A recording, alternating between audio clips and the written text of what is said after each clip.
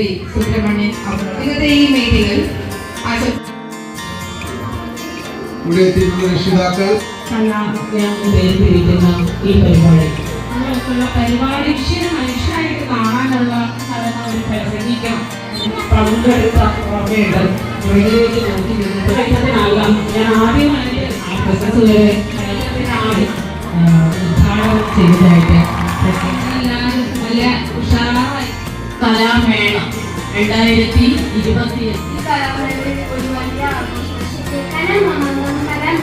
കലാമേളം എന്ന പേരിൽ ആദ്യമായി ഈ ചടങ്ങിന് അധ്യക്ഷ സ്ഥാനം കലാമേളം 2020 പേരിലുള്ള